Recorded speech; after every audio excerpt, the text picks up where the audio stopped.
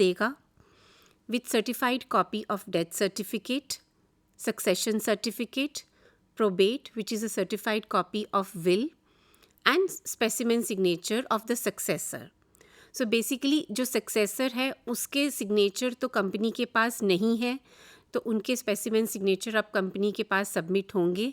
तो ये सब डॉक्यूमेंट्स के साथ फिज़िकल में शेयर सबमिट हो सकते हैं एंड वो ट्रांसमिशन का प्रोसेस कंप्लीट हो सकता है. बट कंपनीज़ कुछ अपनी और एडिशनल रिक्वायरमेंट्स, जो प्राइवेट कंपनीज़ हैं, जो लिस्टेड कंपनीज़ हैं वो तो कम्प्लीटली सेबी की गाइडलाइंस के हिसाब से चलेंगी. जो प्राइवेट कंपनीज़ हैं वो इसमें आपसे NOC from other legal heirs और इंडेमनिटी मांग सकती हैं. बट ये बेसिक डॉक्यूमेंट्स तो आपको सबमिट करने ही होंगे. In case of demat shares, if the shares are in demat account, then the survivor needs to submit the following documents. एक ट्रांसमिशन रिक्वेस्ट फॉर्म, एफिडेविट है, notarised copy of the death certificate, indemnity deed, NOC from the legal heirs and family settlement deed duly executed by all the legal heirs of the deceased beneficial owner. अब हमें यहाँ पर जो थोड़ा सा process है सेबी की तरफ से जो लिस्टेड कंपनीज़ के लिए है, उसमें अगेन 2-3 चीज़ें आएंगी कि अगर आपका केस है जिसमें नॉमिनेशन रजिस्टर्ड है तो आपके लिए इजी हो जाएगा. आपको कम डॉक्यूमेंट सबमिट करने होंगे एंड वो थोड़ा सा जो आपके बाद आपकी फैमिली है उनके लिए वो प्रोसेस हैंडल करना इजी हो जाएगा. आप सोचिए कि ये एक कंपनी के शेयर्स के बारे में हम बात कर रहे हैं. अगर किसी की डेथ होती है, उसके पास 10 कंपनीज़ में शेयर्स हैं, 50 कंपनीज़ में शेयर्स हैं, तो जो डॉक्यूमेंटेशन है अगर हम उसको मल्टीप्लाई करें into the number of companies in which shares are held, तो वो डॉक्यूमेंटेशन और पेपर वर्क फिर कितना बढ़ जाएगा. तो इसलिए अगर नॉमिनेशन है तो सिंपल 3 चीज़ें सबमिट करनी है आपको in the case of shares of a listed company also. So वो जो 3 रिक्वायरमेंट्स हैं वो हैं duly signed transmission request form by the nominee, nomination इस केस में रजिस्टर्ड है, ओरिजिनल डेथ सर्टिफिकेट और copy of death certificate attested by the nominee which is also to be certified by a notary public or gazetted officer, और self attested copy of the PAN card of the nominee. तो simple ये 3 documents submit करने हैं जब nomination registered है. अगर nomination registered नहीं है तो ये प्रोसेस थोड़ा सा बढ़ जाएगा. सो हम देखते हैं कि वो प्रोसेस थोड़ा सा जो और बढ़ता है, उस केस में भी सेबी ने कुछ सिंप्लीफाई करने की कोशिश की है. वो हम देखते हैं जब एक सिंगल नेम में सिक्योरिटीज़ हैं, स्पेशली अगर सिंगल नेम में सिक्योरिटीज़ हैं और नॉमिनेशन भी नहीं है, then the documents to be submitted are a notarised affidavit from all the legal heirs regarding their claim of legal ownership of securities. अब आप देखिए, आपको पहले आइडेंटिफाई करना होगा कि लीगल हायर्स कौन है.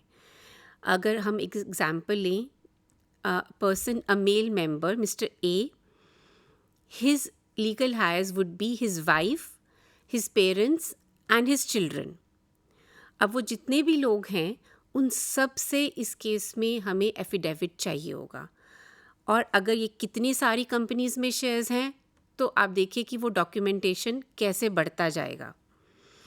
सो in case there is a succession certificate और अ प्रोबेट और अ विल कुछ है, तो उस केस में अगर लीगल हायर एक स्पेसिफाइड है कि ये ही एक क्लेमेंट होगा, या किसी ने विल कर दिया है कि मेरे जाने के बाद ये मेरे शेयर्स इस व्यक्ति को मिलेंगे, तो वो एक एफिडेविट से हो सकता है. That person alone can submit the affidavit.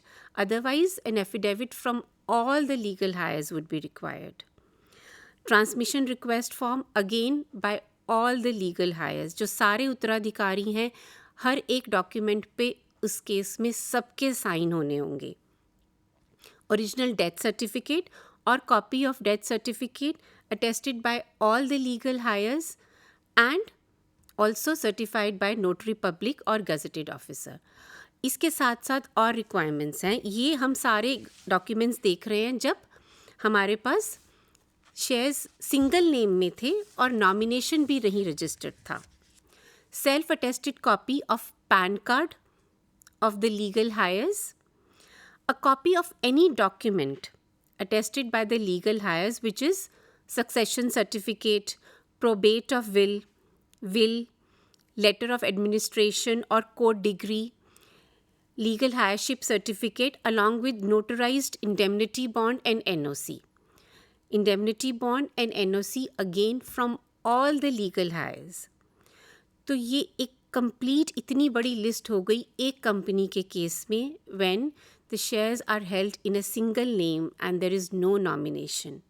तो ये डॉक्यूमेंटेशन एक एक कंपनी के केस में करते करते जो वो फैमिली है उनको इतनी बाद में प्रॉब्लम हो सकती है कि उनके लिए बहुत ही कॉम्प्लिकेटेड हो जाए ये काम। That is why it is advisable that the shares are held in joint names. अगर सिंगल नाम में हैं शेयर्स तो नॉमिनेशन ज़रूर रजिस्टर्ड हो। सेबी ने इसको कुछ सिंप्लीफाई करने के लिए एक सिंप्लीफाइड प्रोसेस दिया है जिसकी लिमिट्स अभी कुछ दिन पहले ही अप्रैल 22 में थोड़ी सी इंक्रीज़ भी की हैं सेबी ने। When the shares, the value of the shares is ₹5 lakhs पर लिस्टेड एंटिटी, तो ये लिमिट पहले 2 लाख थी, अब बढ़ा के 5 लाख की गई है अप्रैल 22 में। अगर फिज़िकल में शेयर्स हैं आपके पास और शेयर्स की जो वैल्यू है वो 5 लाख्स तक है तो आप थोड़ा सा सिंप्लीफाइड प्रोसेस फॉलो कर सकते हैं। आपको हर एक लीगल हायर से NOC लेना होगा कि वो एक पर्टिकुलर क्लेमेंट की वो कह रहे हैं कि एक मिस्टर ए की डेथ के बाद वो शेयर्स उनके वाइफ के नाम में कर दें, उनको कोई प्रॉब्लम नहीं है। That NOC has to be given. उस केस में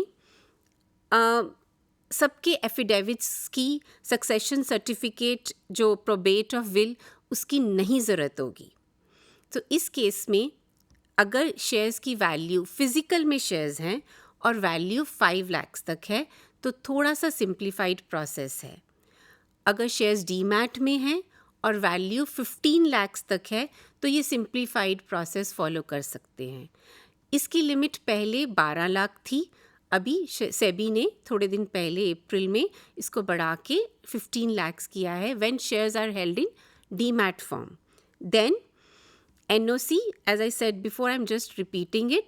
NOC from all legal heirs that they have no objection if the shares are transferred to one legal heir.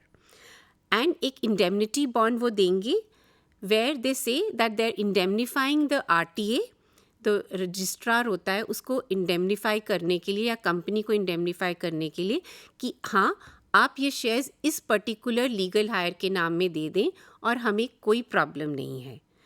तो थोड़ा सा वो सक्सेशन सर्टिफिकेट, प्रोबेट और विल या कोर्ट डिक्री नहीं है तो उसकी नहीं डिमांड करेगा वो कंपनी या RTA। बट ये सिंपल प्रोसेस फॉलो करने के बाद अगर वो शेयर्स फिज़िकल में हैं तो फिज़िकल में शेयर्स ट्रांसमिशन होने के बाद भी वो लीगल हायर को फिज़िकल में शेयर्स नहीं दिए जाएंगे। तो RTA पूरा प्रोसेस कंप्लीट करने के बाद एक लेटर इशू करेगा, कंफर्मेशन लेटर, वेयरिन इट सेज कि ये शेयर्स आपके नाम में ट्रांसमिशन हो गया है बट आप अपनी डीमैट अकाउंट डिटेल्स दीजिए। If you don't have a demat account, the nominee जिनके नाम में ट्रांसमिशन हो रहा है शेयर्स, अगर उनका डीमैट अकाउंट नहीं है तो they have to make sure that they open a demat account. Because जब एक बार आपको ये लेटर ऑफ कन्फर्मेशन आएगा ट्रांसमिशन के बाद, उसके बाद आपको वो लेटर की वैलिडिटी 120 डेज़ है। 120 डेज़ में आपको अपनी डीमैट अकाउंट डिटेल्स वो RTA को देनी है।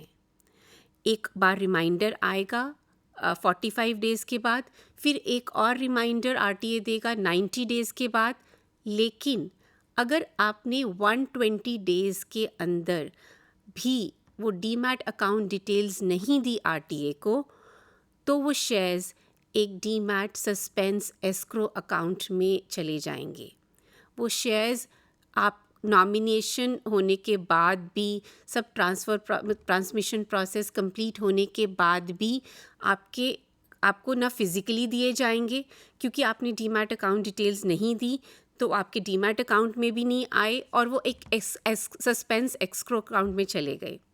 तो आप समझ रहे हैं ये प्रोसेस और उसके बाद बढ़ता जाएगा। इसलिए अगर जो लेटर आपके पास आरटीए से उसके बाद भी आ रहा है कि आप डीमैट अकाउंट डिटेल्स दें, तो आपको वो सीरियसली लेना है, सो दैट बाद में जो एस्क्रो अकाउंट सस्पेंस में चले जाएं उससे फिर ट्रांसफ़र करने के लिए फिर एक और स्टेप आपके लिए नहीं तो बढ़ जाएगा। अभी बहुत आरटीएस वैसे भी वो लेटर डाल रहे हैं कि अगर आपके पास फिज़िकल में शेयर्स पड़े हैं तो आप केवाईसी प्रोसेस कंप्लीट कर लीजिए। Please take that also seriously, otherwise वो शेयर्स फ्रीज़ भी हो सकते हैं।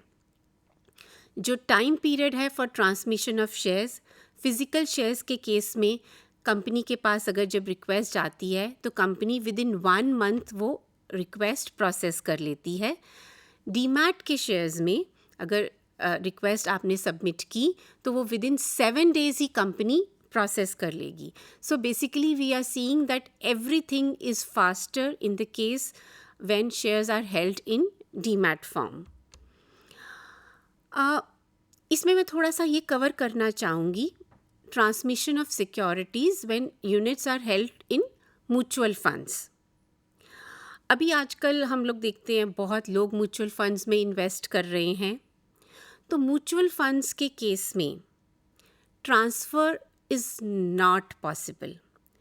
अगर किसी के पास म्यूचुअल फंड यूनिट्स हैं तो आप ये नहीं कर सकते कि आप अपने एंड से अपनी वाइफ को ट्रांसफ़र कर दें वो म्यूचुअल फंड यूनिट्स। अगर वो करना चाहेंगे आपको एक बार रिडीम करके फ्रेश उनके नाम से रिक्वेस्ट डाल के वो लेना होगा, बट ट्रांसफ़र नहीं होता है म्यूचुअल फंड्स में। सो transmission again in the case of mutual funds, it is beneficial that units are held in joint names. अगर joint names में नहीं है तो आप नॉमिनेशन ज़रूर फाइल करें। अगर आज आप म्यूचुअल फंड यूनिट्स लेते हैं तो ये कंपलसरी है वैसे कि आप नॉमिनेशन फाइल करें, बट सपोज़ आपने कुछ दिन पहले लिए हुए हैं म्यूचुअल फंड्स और उसमें नॉमिनेशन फील्ड नहीं है, तो प्लीज़ आप वो रिव्यू करें और नॉमिनेशन फाइल करें। बिकॉज नॉमिनेशन फाइल ना करने से जो बाद में प्रोसेस है वो again it's very very lengthy and cumbersome. In case of transmission, units of a deceased unit holder are transferred to the nominee or legal heirs of the deceased unit shareholder. The process of transmission is very long and cumbersome. In case of death of first holder, if there are 2 surviving joint holders, the surviving second holder will be treated as the new primary first holder. So I hope all this information is useful to you. Thank you so much.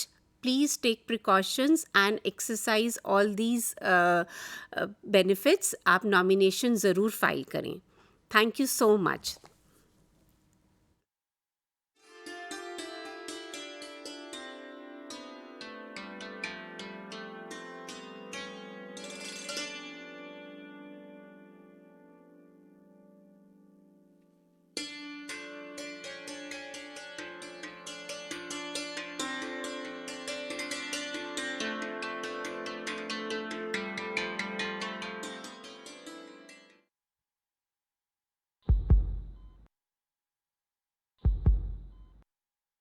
Critical है but we are trying.